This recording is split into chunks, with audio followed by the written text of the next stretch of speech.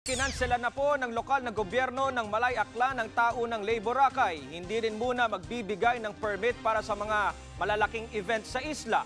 Pakikiisa raw ito sa gagawing rehabilitasyon sa buong isla. Umaksyon si Marlene Alcaide. Sa mga huling bahagi ng Marso hanggang pagtungtong ng Abril, nagsisimula ang pagdating ng mga bakasyonista sa Boracay. Pinakamarami ang buhos pag malapit ng magmayo. Sa buwang yun kasi ginaganap ang pinakamalaking event sa isla taon-taon, ang Ley Boracay. Pero kanina, kinumpirma ng lokal na gobyerno ng Malay Aklan na kanselado ngayong taon ang Ley Boracay. Yung early March natin is bumaba siya. Pero so ngayon is Holy Wednesday, for sure. The influx of the tourists is mag-i-increase siya.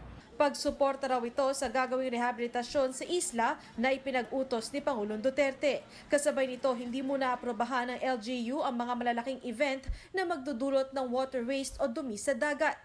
Una na inirekomenda ng Department of Tourism, Department of Environment and Natural Resources at Department of Interior and Local Government na isara ng 6 na buwan ang Boracay para bigyan daan ng paglilinis at pagsasaayos sa buong isla. Pero hanggang ngayon ay wala pang tugon ng Pangulo rito. Aminado ang Boracay Foundation, samahan ng nasa 150 negosyante sa Boracay na hindi sila handa para sa total closure. Yan ay kahit kalahating taon lang ito. Umaasa pa rin kami na hindi na talaga i-close, as in close yung buong island.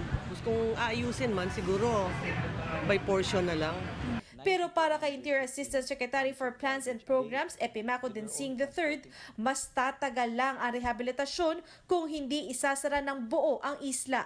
If we continue to open the island during the rehab process, we won't end up that we will end the whole process in years. So if we close a portion part of it, then the garbage will continue to accumulate until such time that we will not be able to clean up the whole island. Umaaksyon, Marlene Alcaide, News 5.